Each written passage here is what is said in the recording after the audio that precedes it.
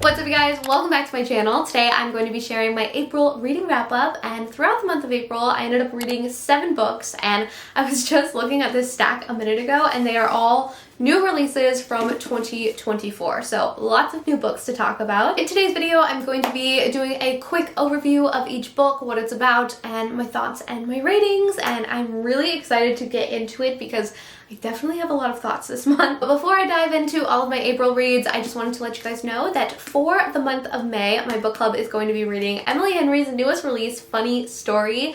I have been dying to read this book, you guys. I'm so excited. So if Funny Story is also on your May TBR, be sure to join us. My link for my book club is in my description box, so check that out. It is 100% free to join, and it's just a nice little space where we can hang out and chit chat and connect about books. I can't wait. Getting into April now. It is about to thunderstorm outside. I'm gonna try to do this as quick as possible. But what we read for my book club in April was actually First Light Winds by Ashley Elston, and this was such a fun read. It is described as a thriller, but it definitely felt a lot more like a mystery to me, and it was so interesting. So the main character is Evie Porter, but she actually has gone by several other aliases over the years, and what I really enjoyed about this book is that you get past and present tense, so you get the backstory of how Evie Porter came to be and all of the other jobs that she did under other aliases and what she's up to now. When I started this book, I had no idea what I was getting into, so I was very delightfully surprised. There are so many twists and turns in this book, and majority of them I did not see coming whatsoever, so it definitely kept me on my toes. I ended up giving this one 4 stars, and I would definitely recommend. This next book I actually just finished yesterday. This is Better by Far by Hazel Hayes, and this one also just came out in April. This book was so beautifully written, but it made me so sad. It really dives deep into the depths of grief and grieving, and it was a lot. It did give me a little bit of an existential crisis halfway through there. But basically, this book is about our main character, Katie, who is navigating a breakup, and this past boyfriend was just very like on again, off again. They often took breaks and had like a lot of bad arguments and fights, but this time it is the real deal. But unfortunately, they just moved in together, and so now they're kind of trying to figure out what to do with this lease before the lease ends. So they're sharing the apartment. Katie has 1 week on, and then Finn has the next. So the main focus in this book is definitely the breakup and grieving that relationship and trying so hard to move on from it. But Katie also lost her mother at a young age, and that has just impacted her life so much. Like, to this day, she is still struggling and navigating that, so she's also kind of working through those feelings still. This one was really a heartbreaking read, and it was a tough read because Katie has like these reoccurring nightmares that just like, it's very descriptive, and I was like, ugh, I hate this. Just a lot of feelings with this one. I will say that it did impact my mental health a little bit there. I was like, oh, this is really heavy for me right now, and I don't know if I was in the right headspace to read it at the time, but I wouldn't steer anyone away from this book because the writing was beautiful, and it really does put into words what it feels like to go through all of that. But it was a tough one for me at this very moment, but I would give it 4 stars still. My heart is still recovering. Next up, I have The Reappearance of Rachel Price by Holly Jackson, and this book, as well as this one and this one, I did a little thriller reading vlog. So I did go a little bit more in depth with my thoughts on these books in that video. But overall, I did enjoy this one a lot. Holly Jackson is the same author from the Good Girl's Guide to Murder series. So this one is a YA, and those can be hit or miss for me. Normally, I don't love like YA, like romance as much.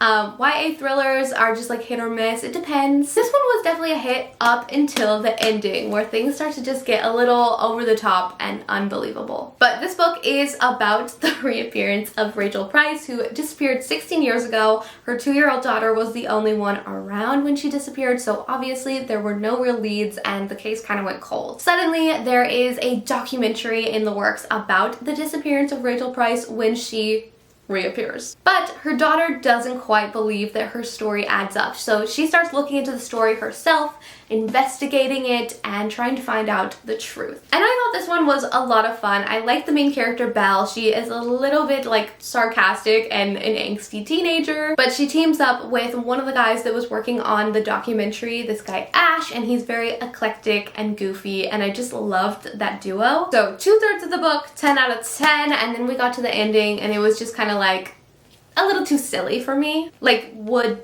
absolutely never fly in real life, and it just felt a little like, what? So I did end up giving this one 3 stars, but I did still like it a lot. Then I have Darling Girls by Sally Hepworth, and this is another one that I really enjoyed.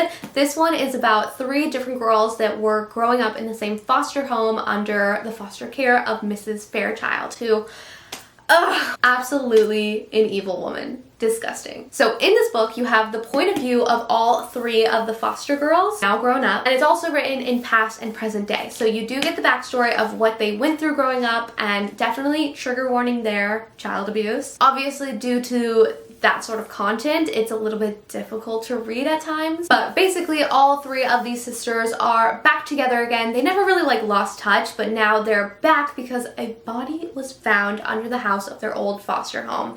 And obviously 3 foster girls with a rough past, they are prime suspects. There's definitely a lot of like twists and turns in here that I didn't see coming. Other things are a little bit more predictable, but overall a really good book. Then I have The Resort, another very quick read. This one I wasn't sure about if I was going to enjoy it or not when I first started. It started off a little bit slow for me, but more towards the middle of the book when things started really picking up, I was hooked. So in this one we have our main character Cass, who has moved to an island in Thailand to kind of outrun her past, but now somebody knows who she is and is trying to expose her and sabotage her. And while all of that is going on, bodies keep appearing on this island. But Cass is not the only person on this island trying to outrun their past, so there's a lot of different suspects in here. And I had a lot of fun going back and forth in my own head with my own theories, trying to figure out who was at the cause of all of this. This is like the last book where some things are pretty predictable, like you're like, oh, well, duh. But there are some other good twists and turns in here that I didn't see coming. This one I also ended up rating it 4 stars. So honestly, a pretty good reading month, like lots of 4 stars in this stack. And of course, after mentioning that these books were all rated pretty highly, we have this next one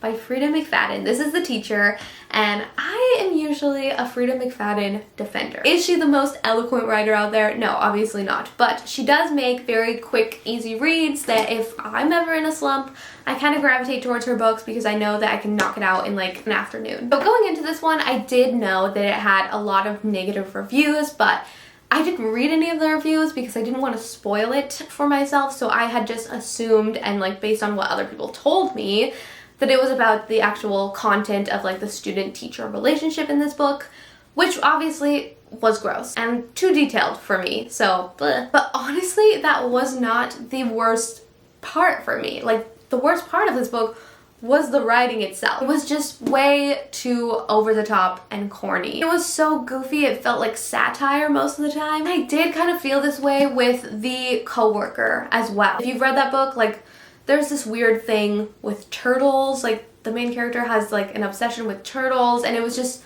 over the top and goofy and just like, what am I reading? So that's kind of how I felt with this. I ended up rating this one 2 stars. It was painful to get through. I almost DNF'd it several times, but I was like, let me just get to the end. This one was really rough, and I could not recommend this one to anyone. If you're interested in Frida McFadden, I would recommend The Locked Door. That's my favorite by her. But yeah, no, it was so bad. And finally, the last book that I have for the month of April is Worry by Alexandra Tanner, and I love this cover so much. This book I feel like would be a very controversial book. Like, there's going to be a lot of different opinions on this one, but for me, I enjoyed it because I like these books where the main character is like this anxious, sad, depressed girl. Relatable. And it's written like a stream of consciousness. Like, no plot, just vibes. It's kind of like in the same vein of The Guest by Emma Cline. It does also have like a very obnoxious ending, just like that book. This ending actually, like, it really sucked. There's like animal abuse, which was really uncomfortable and gross to read about, and just like the most unsatisfying ending ever, which is always the thing with like these stream of consciousness writings, because how do you end it? It doesn't end. They're still living their life. I don't know. So I really hate how this wrapped up. But this book is about two sisters, and it's written in the point of view of the older sister who has been living in New York when her younger sister decides to move in with her. And this book has a lot of commentary on social media and the internet, and like the main character's guilty pleasure is going on Instagram and looking at like the Instagram mommies that have like pretty insane lifestyles and views, and just I was cracking up. I honestly saw a lot of myself in the main character. One of my favorite reviews on the back of this book that kind of encapsulates the vibe is, this book is like popping an Adderall and discovering the beauty of your food processor. Everything is so interesting. Everything is so funny. How long have I been crying? I just really enjoyed this book. Like, the main characters are so completely insane and hilarious, and I just, this was a good one. I do hesitate to recommend it to others because I just feel like other people would read this and be like, what the fuck? And I think that might be why I enjoyed it so much. And those are all the books that I read throughout April. If you guys have read any of these books, let me know what you thought. I'm especially interested about your thoughts on these last two, so please, please, please let me know. But thank you guys so much for watching. Don't forget to sign up for my book club if you haven't already, and I will see you guys again very soon. Bye!